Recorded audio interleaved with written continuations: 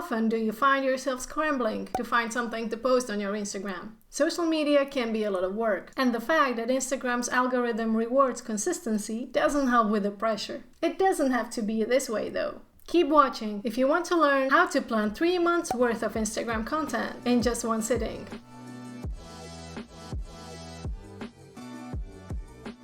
Hey designer, welcome back to my channel. If this is your first time here, hello and welcome. I'm Simona, and I help interior designers get more clients and grow their businesses with social media. The topic of this video is something that a lot of interior designers struggle with. Actually, it may be even the top issue that I hear from interior designers. And no wonder, when creating social media content, finding time to actually create your posts can be an issue. Planning your content in advance can help you post consistently, which, in turn, can help get your content in front of more eyeballs. It will also make your feed look more professional and make your followers feel that they can count on your presence. My own content planning process boils down to 7 steps, and now I invite you to use it for your interior design business. Let's get started.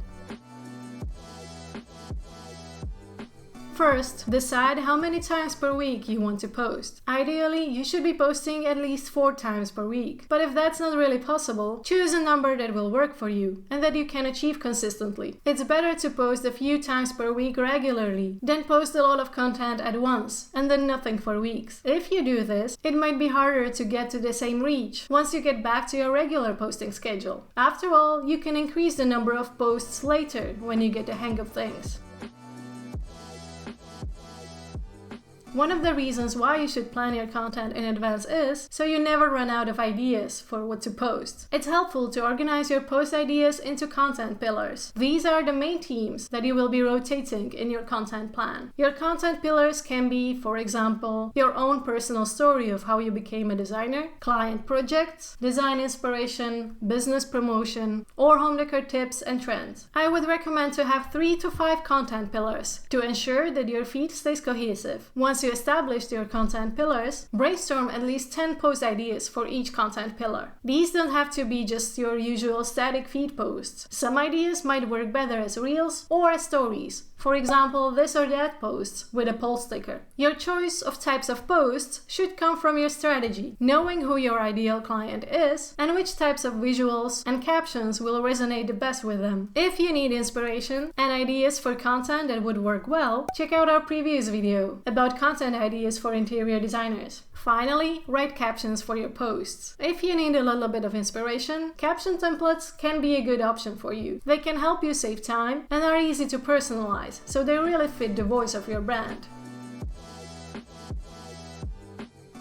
Events such as Christmas, Black Friday sales, your business anniversary, Valentine's Day, Mother's Day, or others are all great occasions that you can use to post relevant content and connect with your followers while promoting your business. Time-specific content and posts about special occasions tend to do really well on social media and then can make your followers feel more connected with your brand through the current events. And the best thing about them is that they occur every year, which gives your content calendar a structure to work around.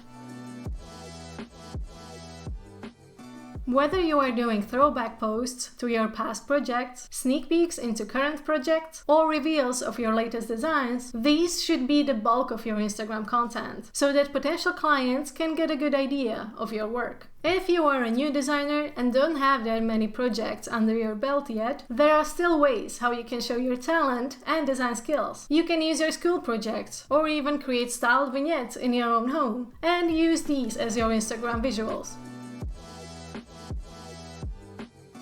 Inspiration quotes and design tips are some examples of evergreen content that you can slot in between your project posts. This way you can create some variety in your feed and make sure that you don't run out of posts with project photos.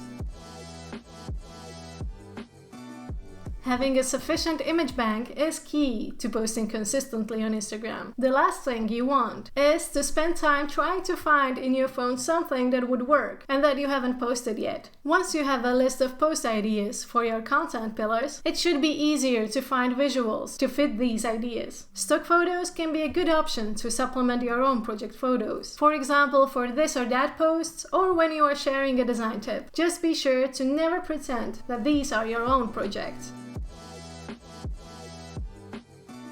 Once you're done with content creation, it's time to schedule your posts so they can get posted automatically at preset times. If you are looking for the best times to post on Instagram, you can find these pretty easily in Instagram Analytics called Insights. As for the scheduling software, there are many to choose from, like Planoly, Later, or Tailwind. My personal favorite at the moment is Planoly, but you might want to try a couple of them to see which one suits you best. With some types of content, like until recently with Reels and Stories, you might still need to post these manually because of Instagram's technological constraints. But you can usually still plan them in a social media scheduler. And when it's time to post, you will get a notification to do so. So it's at least somewhat automated.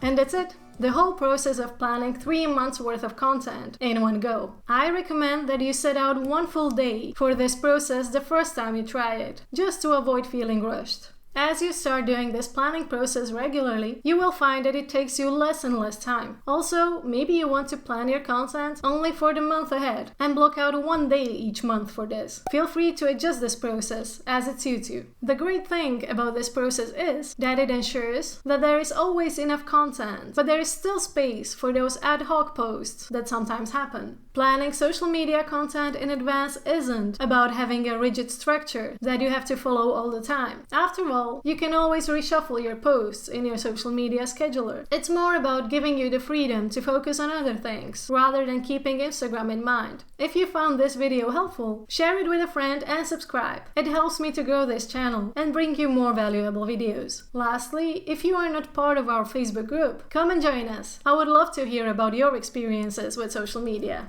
Thank you for watching and see you next time.